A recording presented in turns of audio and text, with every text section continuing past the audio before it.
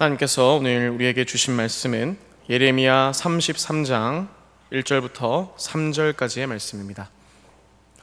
구약성경 1105면에 있는 예레미야 33장 1절부터 3절까지의 말씀입니다.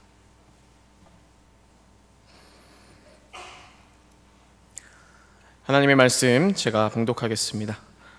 예레미야가 아직 시위대 뜰에 갇혀 있을 때에 여호와의 말씀이 그에게 두 번째로 임하니라.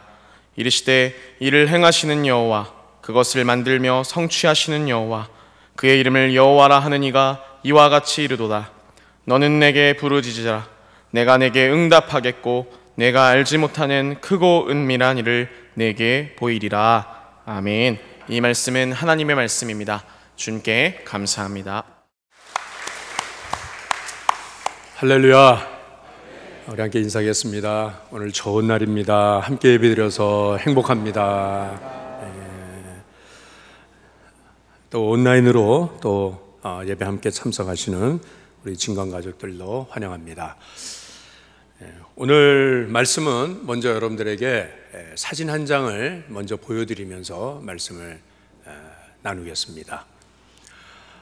여러분, 이 사진은 지금 이 호주에 있는 그 사막에 이 세계적으로 아주 큰 그 대한항공보다 더 유수한 항공사인 싱가포르 에어라인의 이 여객기들이 지금 이 사막에 지금 이렇게 줄져 서 있는 것을 보여주고 있는 겁니다. 왜냐면 코로나 사태 이후에 하늘길이 다 막혀가지고 이 비행기들이 갈 곳이 없어요. 그래서 저 호주에 있는 사막으로 이 비행기들을 옮겨놨다는 거예요. 그래서 이제 이 경제가 다시 이 코로나 이전처럼 그렇게 회복이 안 되면 그럼 이 비행기들은 영원히 날 수가 없습니다. 날지 못하고 어쩌면 영원히 이 사막에서 고철로 변해버릴지도 모른다라고 하는 그러한 우려가, 그러한 염려가 있습니다. 실제로 이 싱가포르 에어라인의 비행기가 이 항공기가 약 200대 이상 되는데 지금 현재 운항하는 비행기는 고작 18대뿐이 안 된다는 거예요. 이 여객기는 10대, 또 화물기는 8대 정도.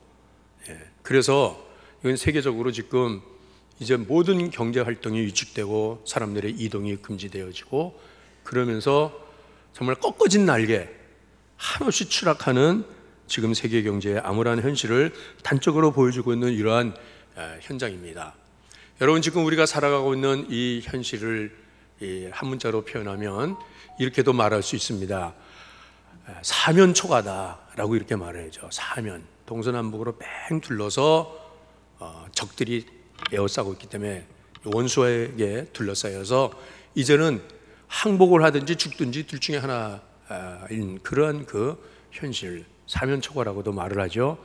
또 다른 말로는 진퇴유곡이라고 말합니다. 앞으로 갈 수도 없고 뒤로 물러날 수도 없고 깊은 그 골짜기에 갇혀가지고서 여기서 그냥 죽는 날만 기다리는 것이 이 진퇴유곡이라고 하는 이런 말입니다.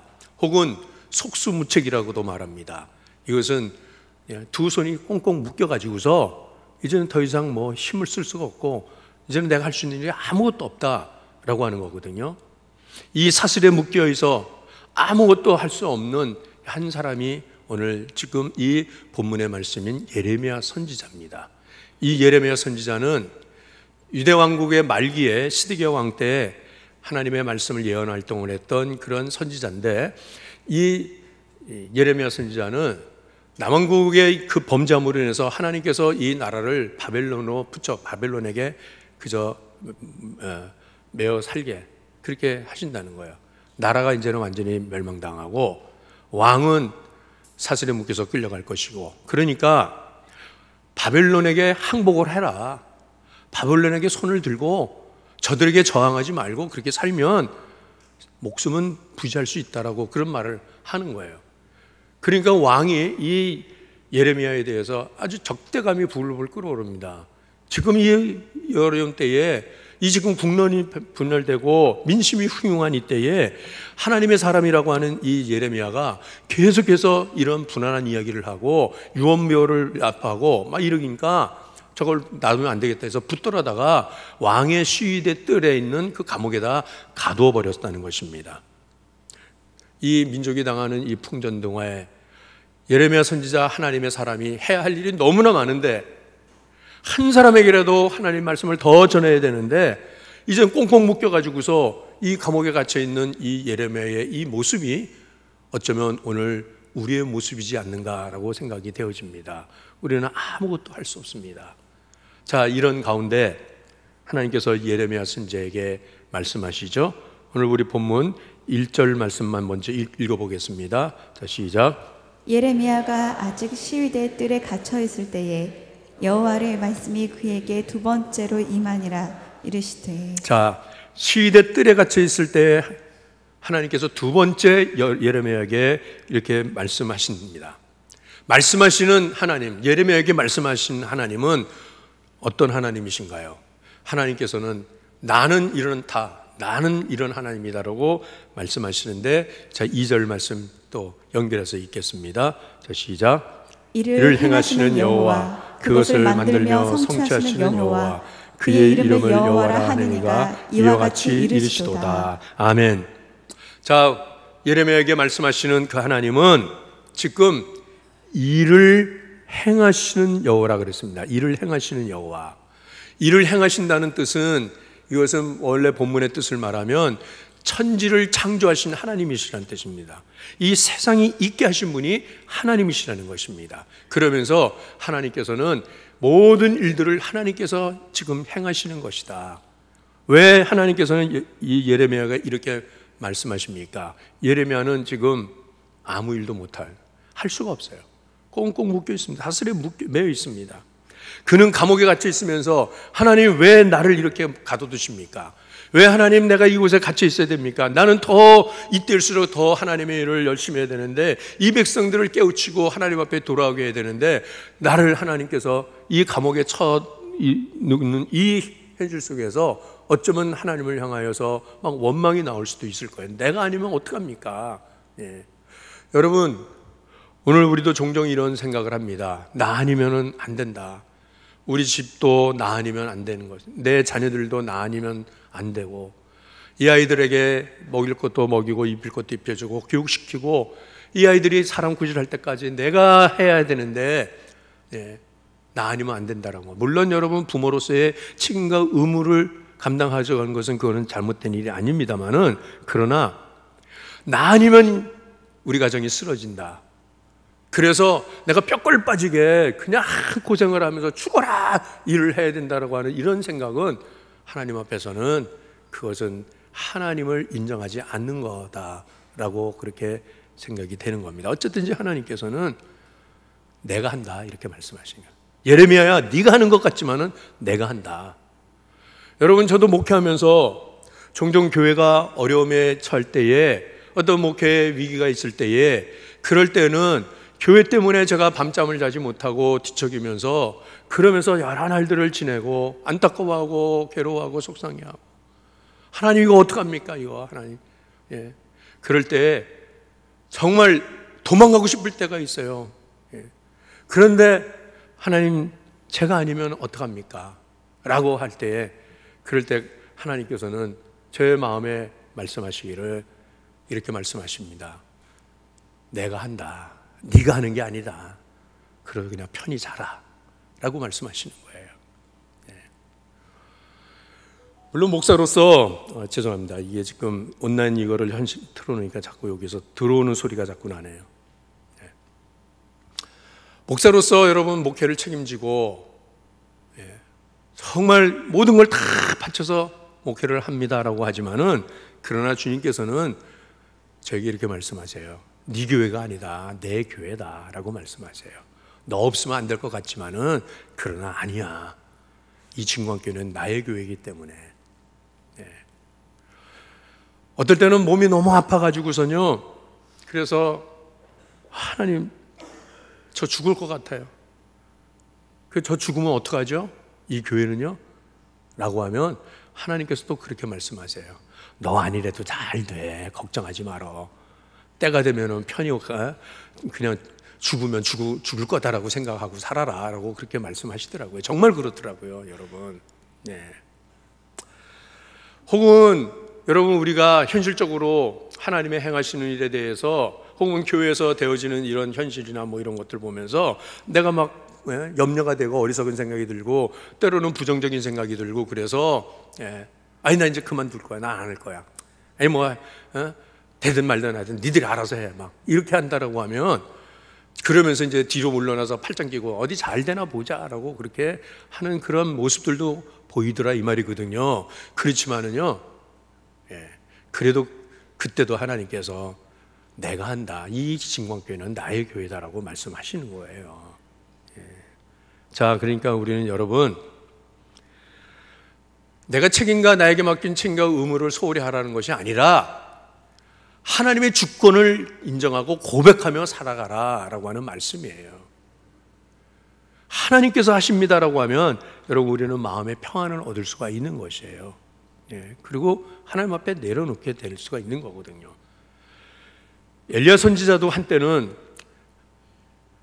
거짓 선지자들과 갈멜산에서 450대 1의 그러한 영적 대결을 하고 정말 하늘에 불을 내리고 막 하면서 그 거짓 선지자들을 450명을 다 붙들어다가 저 기손 시내가에다가 거기서 다 처형을 했어요. 엄청난 큰 승리를 했어요.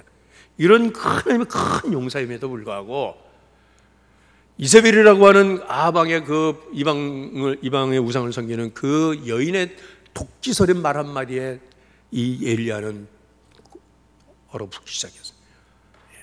내가 절대로 살려두지 않는다라고 그 말 한마디 가서 전하라고 했어요. 엘리야가 이 말을 듣고서 도망가지 않습니까?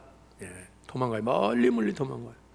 그리고서는 저 부엘사바 강야의 그 무인지경까지 도망가서 그 로뎀 나무 아래 쓰러집니다. 그리고 거기에서 하나님 앞에, 하나님 나 데려가세요, 나 이제 더 이상 나 못합니다 라고 그렇게 하나님 앞에 푸념을 늘어놓습니다. 그럴 때에 이 에레미야가 하나님 왜 내가 이 힘을 다 줘야 됩니까? 라고 할 때, 왜 나만 이렇게 남겨뒀습니까? 라고 할 때 하나님께서 뭐라고 말씀하시냐면 열왕기상 19장 14절 말씀에 말씀하십니다. 한번 이 말씀을 읽겠습니다. 자, 시작. 그가 대답하되 내가 만군의 하나님 여호와께 열심히 유별하오니 이는 이스라엘 자손이 주의 언약을 버리고 주의 제단을 헐며 칼로 주의 선지자들을 죽였음이오며 오직 나만 남았거늘 그들이 내 생명을 찾아 빼앗으려 하나이다. 나만 남았습니다라고요. 나만 남았습니다라고 하니까 하나님께서 뭐라고 말씀하시냐면 그건 네 생각이고 그러면서 하나님께서 뭐라고 말씀하시냐면 18절 말씀에 말씀하세요. 자, 시작.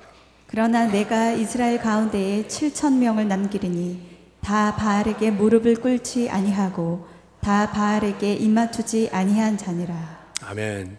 바알에게 아직 입맞추지 아니한 7,000명 하나님의 사람들을 준비하고 있다라고 말씀하세요. 여러분, 우리는 현실만 보며 낙심하고 절망하고 포기하면 안 된다는 것입니다.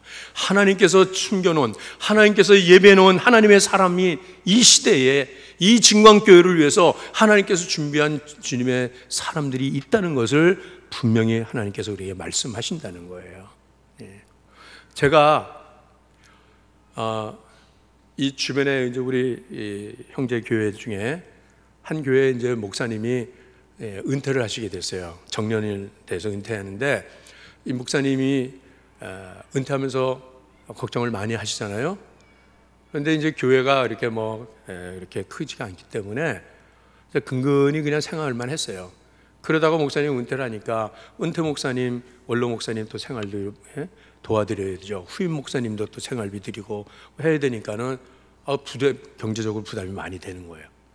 그런데 그럼에도 불구하고 이제 후임 목사님을 청빙합니다라고 해서 그 목사님들이 지원을 하는데 사실상 현실적으로는 목사님 생활비도 사실 우리 교회 부목사님 정도밖에 드리지 못하는 그런 경제 형편이에요. 그런데 목사님들이 얼마나 많이 주의 일에 열심을 가지고 그곳에 막 이렇게 지원을 했는지 60명이 넘게 그렇게 지원을 하더라고요. 내가 이 교회 가서 목회하겠습니다. 아무리 교회가 어려워도 내가 이 젊음을 가지고 열심을 가지고 이제 후임 목사로서 이 교회에 섬기겠습니다 라고 그렇게 60명이 넘는 분들이 다 공부도 다 많이 하고 뭐 그 중에는 교수도 있고 막 박사도 있고 막 그런데 그 교회에 오겠다고 지원을 하더라고요. 그래서 제가 그걸 보면서 제가 마음을 놨어요. 아, 이제 뭐 나 아니래도 진광교회에 얼마든지 많은 귀한 종들이 많이 오겠구나라고 그렇게 생각을 하지만은, 그러나 분명한 것은 여러분, 누가 교회를 이끌어가는 것이 아니라 하나님께서 교회를 이끌어 가신다는 거예요. 여러분, 이 사실을 믿으시기를 바랍니다. 여러분, 가정도 하나님이 이끌어 가십니다. 여러분 자녀들도 하나님이 책임져 주신다는 거예요. 이 나라도 이 민족도 하나님께서 그렇게 하신다는 것을 분명히 말씀하십니다.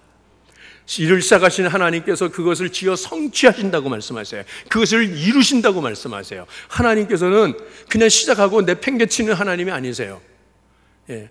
어떤 이 참 어리석은 참 불쌍한 어떤 젊은이들은 그냥 가정에 어떻게 아기 갖다가 아기 갖고 나서는 그냥 낳고서는 뭐 이렇게 버리기도 하잖아요. 근데 하나님은 그런 하나님이 아니시라는 거예요. 예. 내가 키워주겠다 말씀하시고 내가 이 모든 일들을 다 완성시키리라고 하나님께서 말씀하신다는 겁니다.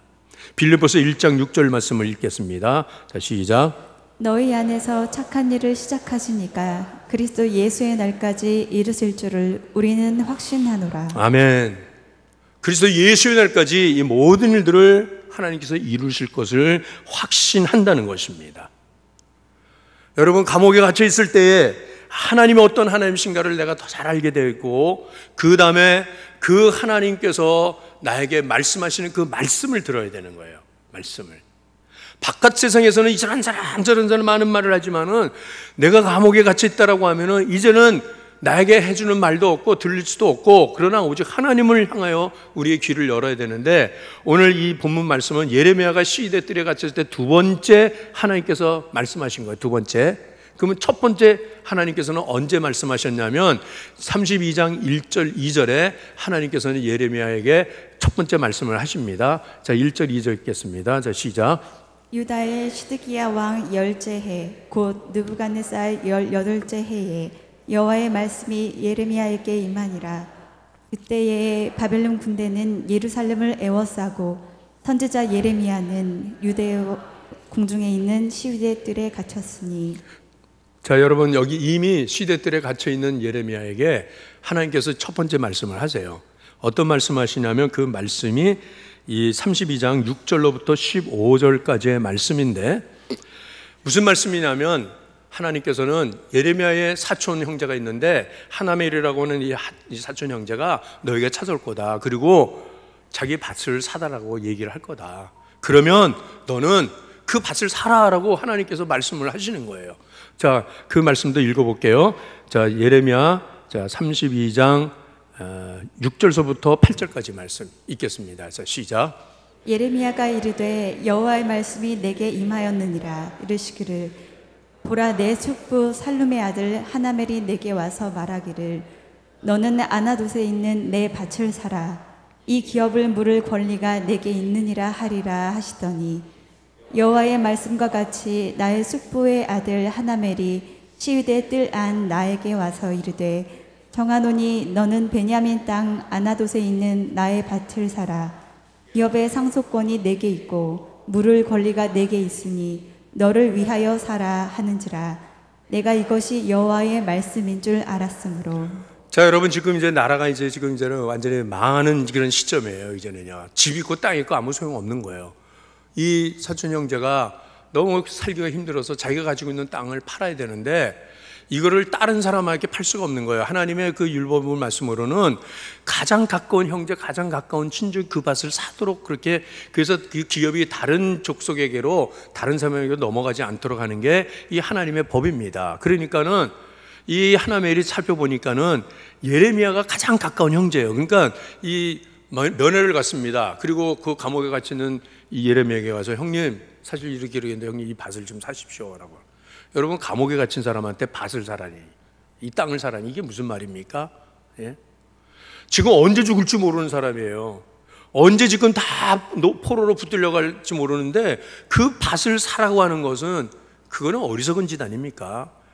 여러분 지금 경기가 막 침체할 때, 경기가 막 무너질 때는, 예? 이럴 때는 정말 경제에 대해서 잘 지혜를 가지고서 잘 대처를 하고 이래야 되는데 지금 이거는 나라가 완전히 끝장나는 거예요. 그런데 하나님께서 그거 사라, 네가 사라고 말씀하시는 거예요. 그건 무슨 말씀이에요? 그건 땅을 사라는 것이 아니라 내일을 사라는 것이고 희망을 사라는 것이고 여러분 하나님의 약속을 믿고 투자하라고 하는 이 말씀이에요. 왜냐하면 하나님께서는 지금 이제 이 나라가 망하고 다 붙들려 가지만은 다시 돌아오는 그날이 있을 것이다라고 하는 것을 예레미야에게 확증시켜 주기 위해서 하시는 말씀인데 그 말씀이 예레미야 32장 15절 말씀이죠. 자, 15절 말씀을 읽겠습니다. 시작. 만군의 여호와 이스라엘의 하나님께서 이와 같이 말씀하시니라. 사람이 이 땅에서 집과 밭과 포도원을 다시 사게 되리라 하셨다 하니라. 자, 다시 돌아오면은 집과 포도원을 너희가 다시 살 것이다. 예. 그러니까 지금 사둬라. 이게 뭐예요? 투자하라는 거예요. 그럼 지금 여러분 무슨 말씀이에요? 지금 이 어려울 때 우리가 투자해야 할 것이 있다는 거예요. 이 투자할 것은 뭐냐? 하나님 나라를 위해서 투자해야 되는 것이고 기도로 투자해야 되는 것이고 말씀 듣고 믿음 생활을 더 힘있게 해야 할 때가 바로 지금이라는 것이에요. 예. 그런데 여러분 우리는 이 어려울 때에 하나님의 말씀을 기울입니까? 아니면 세상에서 들려오는 말에 더 귀를 기울입니까? 예. 전문가들은 이렇게 말을 해요. 절대로 코로나 이후 이전으로 다시는 못 돌아간다. 인류의 문명사가 바뀐다. 예. 그러니까 우리는 다시 돌아간다라고 생각하지만은 안 그런다는 거예요. 그렇게 되지 않는다는 거예요. 그건 여러분들 우리는 어디다 투자를 해야 될 것인가 라고 하면 여러분 분명한 것은 하나님 나라를 위해서 투자해야 한다는 거죠. 예? 우리는 사람들의 말을 너무나 많이 듣습니다. 그래서 사회적 거리를 유지하고 여러분 해야 됩니다. 그렇지만은 어려울 때 여러분들이 하나님 앞에 더 나오고 기도합니까? 아니면 평안하고 안전할 때 더 하나님께 기도합니까? 어려울 때잖아요. 어려울 때 어떤 생의 위기에 봉착한다라고 할 때 우리는 하나님 앞에 더 기도하고 더 하나님 앞에 나와야 되는 게 성도의 마땅한 모습인데 그렇지 않은 것 같아요. 제가 이번에 이 코로나 사태를 경험하면서 보니까 지금 정말 기도할 때 아닙니까? 정말 하나님 앞에 더 열심히 나와야 될 때 아닙니까? 그런데 여러분 우리의 예배는 지금 이전처럼 돌아가지 않고 있어요. 저녁 예배, 주일 저녁 예배 절반 뚝 떨어졌어요. 이전에 평안할 때 성도들이 주일 저녁 예배도 나오고 예배를 드리는데 지금은 주일 저녁 예배 안 나와요. 새벽 기도회 이전과 비교해서 절반 뚝 떨어졌어요. 안 나와요. 그럼 이렇게 말하죠. 아, 목사님 코로나 때문에 그래요. 코로나 지나면 제가 나올게요. 여러분 코로나 지나가지 않습니다. 그냥 이거 더불어 함께 사는 거 이제는요. 예? 그런데 여러분 중국도 앞으로 경제정책을 이렇게 전환하겠다고 발표하더라고요. 세계 공장 역할을 했던 중국이 이제는 그 매연 공예산업 막 이렇게 해서 대량 생산하고 막 물건 만들어 찍고 막 세계 수출 이런 거 안 하겠다. 우리도 한국처럼 디지털 산업으로 IT 산업으로 가겠다. 그래서 이런 물건들 이런 거 안 만들겠다 그래요. 앞으로는요. 그러면 이거 누가 만들 거예요? 이거 누가 만들 거냐고요. 그렇기 때문에 대량 생산, 대량 소비의 시대가 이제는 끝나가는 거예요. 여러분들이 가지고 있는 물건들 귀하게 생각하고 쓸만한 물건인데 이거 던져버리고 또 새 거 사고 새 거 사고 이런 소비 패턴을 이제는 그쳐야 돼요. 예. 그리고서 정말 지혜롭게 투자를 할 때 찾아야 되는데 제가 한 가지 팁을 하나 드릴게요.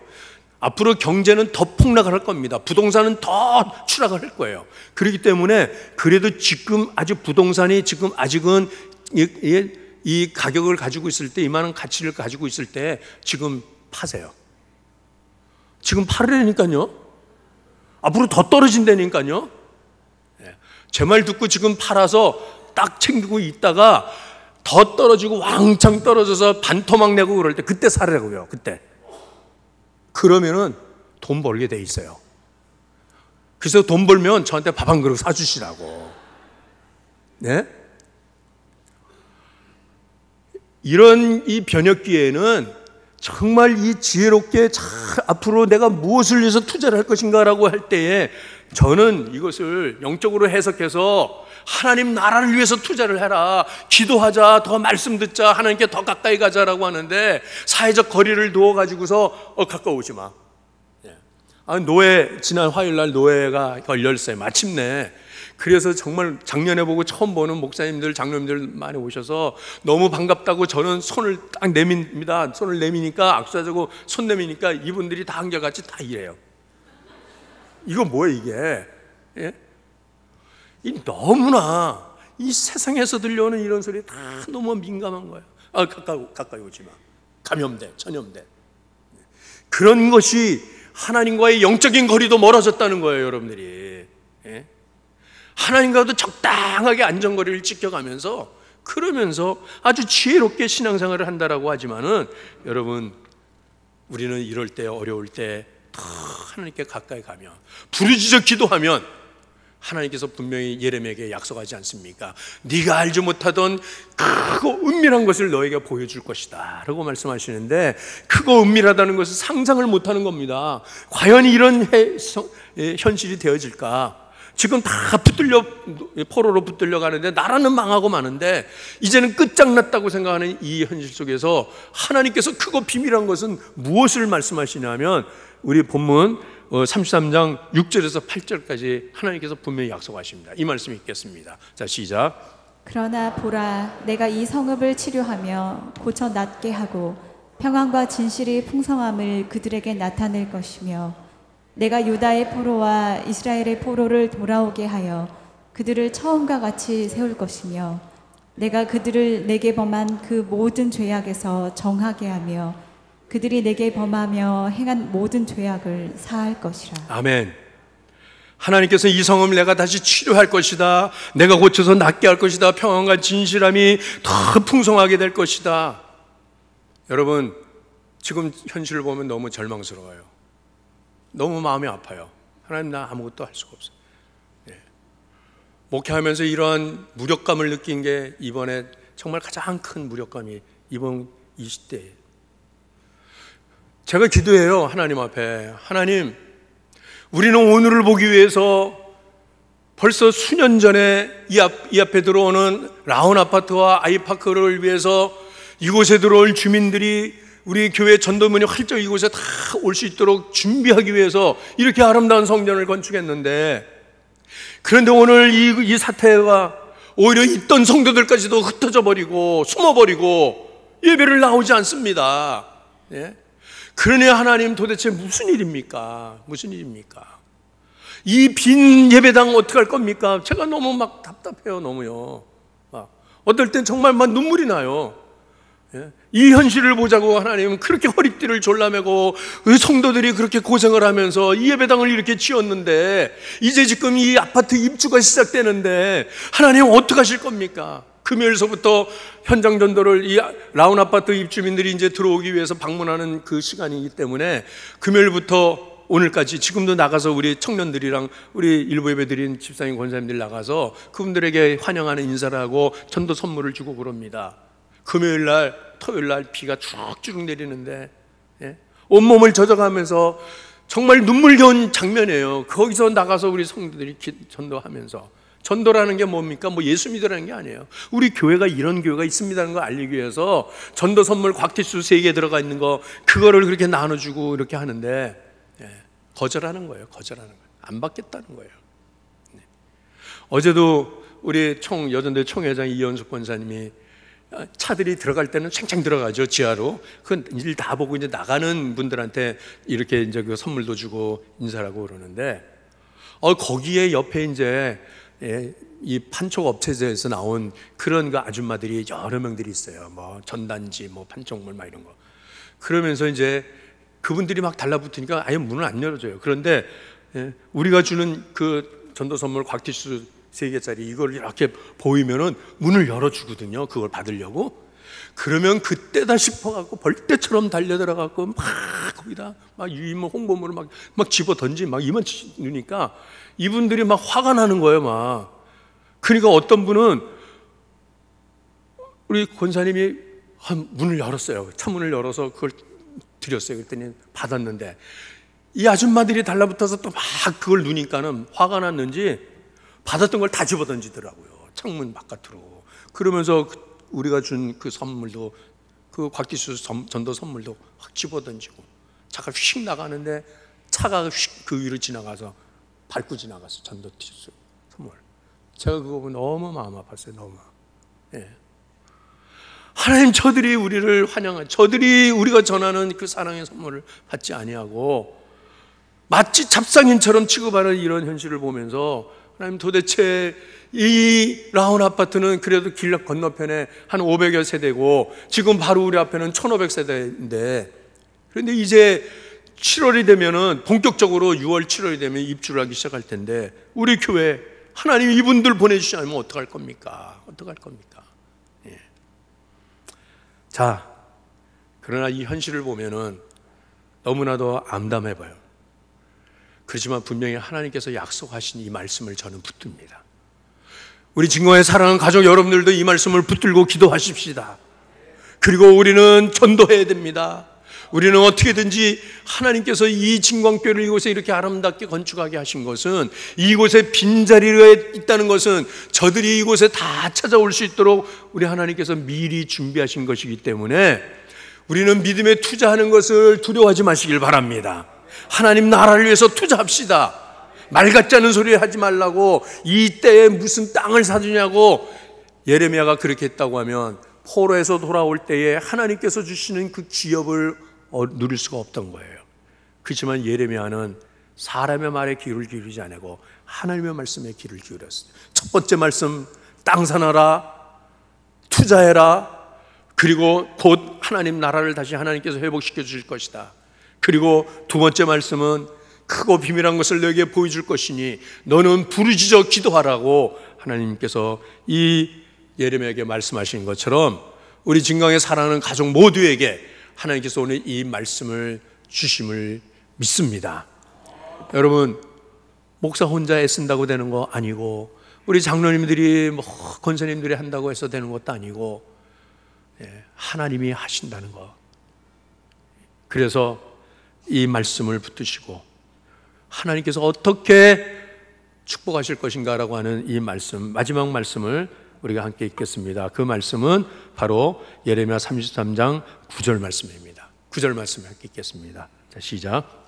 이 성읍이 세계 열방 앞에서 나의 기쁜 이름이 될 것이며 찬송과 영광이 될 것이요, 그들은 내가 이 백성에게 베푼 모든 복을 들을 것이요, 내가 이 성읍에 베푼 모든 복과 모든 평안으로 말미암아 두려워하며 떨리라. 아멘.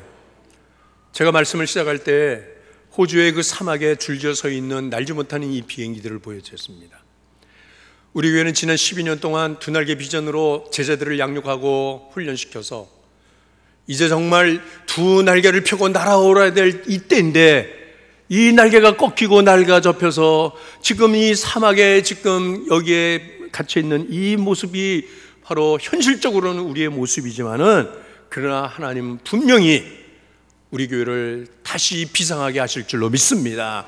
다시 두 날개를 활짝 펴고 날아오르게 하실 줄로 믿습니다. 훈련받은 주의 제자들이, 저는 이번 전도 현장에 가서 보면서 그래도 우리 집사님들, 권사님들이, 우리 장로님들이 그 비를 맞아가면서 그곳에 나와서 한 통의 선물이라도 더 전달해 주려고 그렇게 노력하는 모습을 보면서, 힘쓰는 모습을 보면서, 야, 정말 우리 진광교회 정말 훈련 잘 받은 교회구나, 복음을 위한 열정이 뜨거운 분들이구나.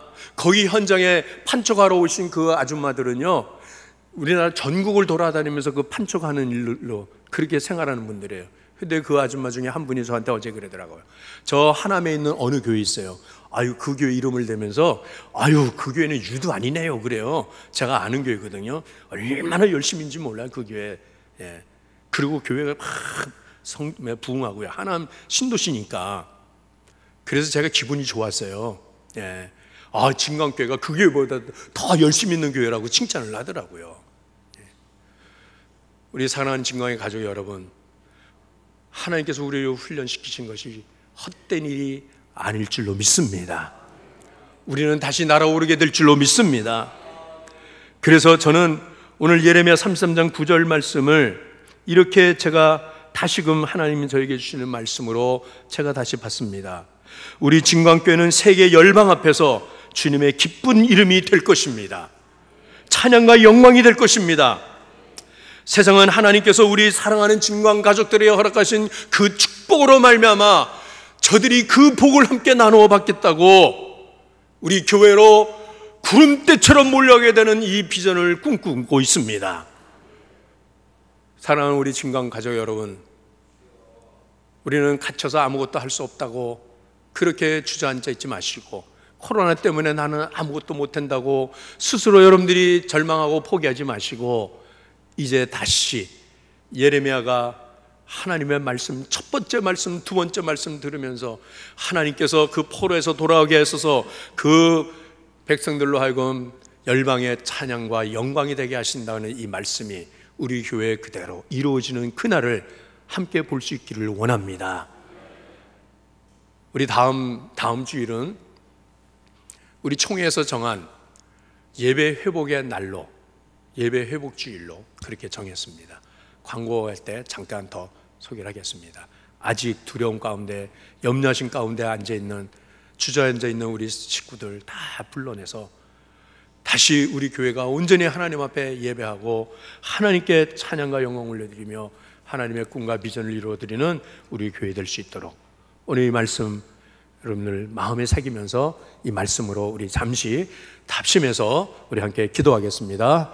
사랑의 하나님 아버지, 오늘도 예배하는 자리에 우리를 나오게 하여 주신 것 하나님 감사합니다. 주님, 내 환경이 아무리